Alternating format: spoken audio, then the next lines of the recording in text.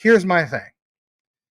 ISO 222 is a big deal, but traditionally speaking, it always seems as though it's your XRPs, maybe your little bit of your XDCs, obviously quant, those get mentioned.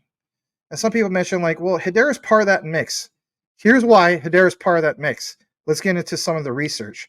But before we start into the specific ISO 222, I want to show you this. This is from the one and only Dr. Leemon Baird. Some of you guys call him an alien, which is interesting, but that's okay, to each his own. This is straight from the Gossip About Gossip. I have fast forwarded. It's called The Intersection of DLT and Artificial Intelligence with Leemon Baird. This was posted on the 27th. Were you aware of it? Maybe, maybe not. I think it's important. This interview is not super long, but it's worth sharing. And there he is, Dr. Leemon Baird, with the best smile in the world, right? So this is 14 minutes. I don't want to get through the whole thing. I think we're going to play roughly 5-6 minutes of it. But you got to hear what he has to say. This is going to be a solid outline for you. I'm going to give you guys my own takeaway. Obviously, Robb covers Hbar as well. I think it's going to be a nice segment. So if Hbar is your thing, please smash the like. Let's go ahead and share this. Here we go. Good, thank you. So Leemon, you have recently come back from some back-to-back travel where you talked about some exciting topics. You were in St. Moritz for a conference called CFC St. Moritz. You penned a piece for them about the intersection of blockchain and AI. And then you were in Davos on a panel that is talking about how we responsibly govern the future, everything from future finance to AI. And on that panel, one of the projects that has been built on Hedera from Equity Labs talked about their version of responsible AI and what they have released to the market and made available on Hugging Face in terms of an AI lineage model that in part depends on Hedera. So this is a topic that is very interesting to a lot of different people. It is massive. We could spend hours talking about it. But I'd love to get, just your initial thoughts on this intersection, and then how do we think about these two things working hand in hand, and how do we think about DLTs really helping with that governance of this new technology that a lot of people are nervous about? Yes. So DLTs are powerful. The blockchain world knows that. And AI is powerful. And the two together are extremely powerful. And they're both changing the world. And so lots of people are talking about both of them right now because there's just so much going on. And of course, I did Hashgraph and Hedera. I'm a blockchain DLT, that kind of person. But my PhD was originally in AI. It was reinforcement learning, talking about how you could do with deep neural networks, all the stuff we're talking about these days. So it's just exciting to see it all come full circle. You asked about the intersection. That's what everybody asks about. So there's several different ways that these two worlds intersect. Right now, people are very worried about what happens when you have generative AI like ChatGPT, and it is malicious in some way because someone slipped in bad training data. So the beauty of these new AI systems is that you don't program in very much at all. Almost everything is just learned from the data. The bad thing is everything's learned from the data. So if you have bad data, it's garbage in, garbage out. And so we really care about the data. And so you mentioned Equity Labs, which are doing cool things where they keep track of the data used to train the AI. And it may not be that simple. It may be that some data was used to train an AI, and then more data was used to tune that AI, and then maybe even more data was used to train it. And in the future, maybe you have two different neural networks that each train separately, and now somehow they're working together to train a third one. You can even do that. You can have a neural network in the loop of the training. And you could have humans in the loop, where humans have to say yes or no on various things and give feedback. And you'd like to record what they gave as their feedback. They did additional training. It gets complicated. And so what they were doing is they draw out this entire tree of how data trained the various pieces of this and kept coming in with more data and so on. And it can just get more complicated over time. And then they use Hedera to immutably record this. And so when you finally end up with a model here is the stuff that it learned. It's a bunch of numbers. It's just the weights inside the neural network. But that list of numbers, it is the model that was trained from all this data. They can say, well, here's a hash of it. And if you check it and it has that hash, then you know you have the model that was trained from this whole tree that we have. So this is exciting. I think there's a lot that can be done in this intersection. I've heard people talk about using secure hardware that will digitally sign as it's doing the learning. Then, of course, you have to trust the hardware, but okay, maybe that's one more layer of security. And then all of this can get anchored into DLT. So the ledger of Hedera can hold all this stuff. It stays forever. It can never go back and be changed. And that's helpful. That is what you need to be able to trust this. Then you also want to go back and look at the data. So it can have as hashes of the data sets, and you go back and you look at the data set, but you compare it to that immutable hash and you know that it's the real data set that was used. This is one part of the intersection, and it's what we just talked about. There are other parts. Right. That feels like really sort of the first part, right? Okay, now that you've gotten it out the door, then what? Yes. So maybe that's the low-hanging fruit. Maybe that's the first thing you do. There's a second thing that you can talk about, though, which is you have data. Maybe you create things online, or maybe you have just your personal data, maybe your medical data that you are willing to allow people to use to train these AIs. But if they're going to go make millions of dollars off the AI, you would like a cut of that. And so maybe in the future, people will be allowing their data to be used, but they want to get small royalties from it. Also, just the question, did you allow your data to be used or not? So in the medical world, people are doing this. They're looking at using Hedera for keeping track of your permissioning on your data. Which doctors are allowed to see my data and which aren't? Which medical studies are allowed to use my data and which aren't? And I can always revoke my permission. And so you use a ledger for that.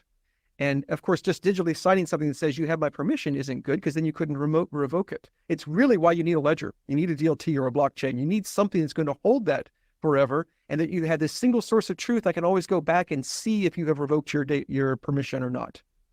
So permissioning is a big deal already in medical data for medical studies, but it's also now going to become a big deal for AI, I think. And so maybe your data could be used for AIs, and then you could say, maybe I'm doing this because I'm a nice person and I want the DLT, I want Hedera to remember if it's been revoked. But maybe you go one step beyond and say, hey, I'd like to have royalties. Now, of course, if millions of people are giving data, your royalties are going to be very tiny. They can't write you a check every time you have a royalty for 1/10 of a cent. It just doesn't work. The check and the mailing is 100 times more expensive than the royalty. So what you need to do is have micropayments, which means you need to be using cryptocurrency. It can be divided down so small. And so even if you batch it up and only send you a check once a year, if it's less than $1, really you want to be doing this with ledgers. So this is a third way that we can be part of this AI story in a very important way.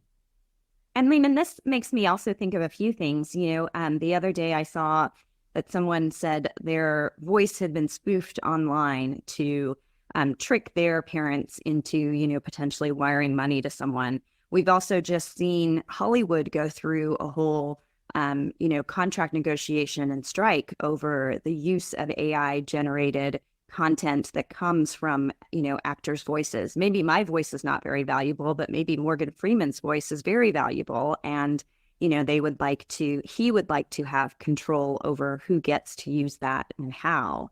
And so it seems like besides just healthcare, there's a whole variety of applications where your personal data or your personal sort of, who you are and the kinds of things you could put out there could be used for, for payments and accountability.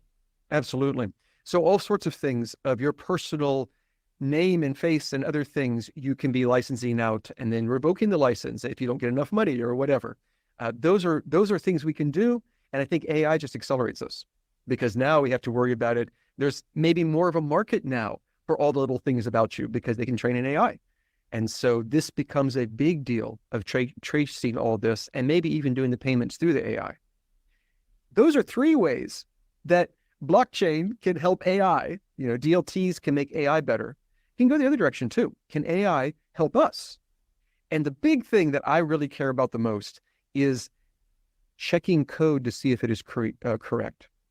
So already you could imagine having something like ChatGPT look at some code and tell you if there's any bugs. It may be wrong. It may hallucinate. It may make up stuff. Yeah, that's okay. But I'll look at what it tells me, and then maybe I'll find some bugs. If it's occasionally right, hey, that's better than nothing. So that's something we can do. I personally am more excited about formal methods. You have a math proof that the code is correct. and it mathematically proves it, and it's checked by a computer. We did this for the algorithm of Hashgraph itself. Carl Crary, professor at Carnegie Mellon University, used COQ, a computer system, to have the computer check that the math proof is correct. Hashgraph is ABFT. And this can be extended to actually checking code as well. Is the Java code correct? Is the Rust code correct? Whatever.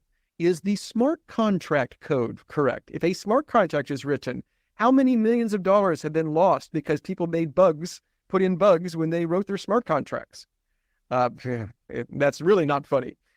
This could help. And so you could have humans look at your smart contract. You should do that. That's helpful. Maybe you have something like ChatGPT look at it and see if it finds any bugs. Yeah, it's better than nothing. But really what you want is a math proof that there are no bugs. For some definitions of bugs. Maybe there's some things it won't catch. But there's whole classes of bugs you can catch with a math proof and just mathematically prove it won't happen. This is a hard problem. People do this today. They've been doing this for many years. But it takes so many human hours to get just a little bit of math proof done that it's not worth doing in most cases. And I think AI may be able to do this. I've seen some recent work at Google where they're making real progress, where it's doing almost not winning the contest, but doing really well at Math Olympiad proofs for geometry. Yeah, this is for high school kids, but it's for really smart high school kids. And they're really hard problems. The geometry ones are maybe in some sense the easiest ones for this kind of an approach, but maybe they'll be able to do the other kinds someday too. And in many ways, formal methods are easier than all that. I'm not giving you a Math Olympiad problem and saying, prove it. Instead, I'm giving you a human written proof with a whole bunch of steps saying that this program is correct. And I just want COQ to go in and fill in the gaps between each pair of steps. That's all I want it to do. Because to a computer, to a human, these two steps, well, obviously, if you know this, then of course you know this. But to a computer, there's a million little steps you have to put in between in order to make this one prove this one. And COQ could do that if it had AI. I'm extremely excited about that possibility. Zenobia Gottschalk. Why can I never remember her name? Maybe her name was like, Pat Benatar or something like that. I remember it really easy, Rob. But anyway, my key thing is this. It's like when he was doing his little outline on being a guest on her show, right? Gossip Upon Gossip. I was like, oh my God, you're like the unofficial spokesperson for Jasmy. You don't even know it, Mr. D, right? I saw you go like that yes, I saw that down in the, where you were, Rob. You can unmute yourself, by the way. I'm sorry. Yeah. Yeah, definitely. I couldn't help but think to myself, like, so Jasmy does this and it's a scam. Hbar does this and it's mega bullish. Right. No scam, right? But the thing is, Hbar, Hedera is like, they're like, oh, gung ho, this is what it could be. And I'm like, just back to the first part of your outline. You even said it. Different areas of the world. Asia already gets it. They're already there. They're taking it to the next level. And as a result, what do you see in the market? You see one that's there with price action, and you see the other one. Don't get me wrong, Hedera's doing a little something that's really cool. But there's like a night and day difference, currently speaking. I mentioned this last year. I think Jesse mentioned it last year. Some other content creators from the Jasmy community mentioned this last year. And that is, people ask from our community, Rob, if you had to bet on one that would be the first in regards to the bull run, what would be it? I consistently mention Jasmy. I'm just going to throw that out there. I'm not trying to be the type of guy like, oh, kudos to me. No, but you know what? The research showed it was the case. And then you have Leemon Baird literally in this interview. It mentions all this stuff that Jasmy already does. So I know it's not about Jasmy anymore, and we're trying to get the Hedera. And some of you guys are probably like, God, Max, really? But really, yeah, really.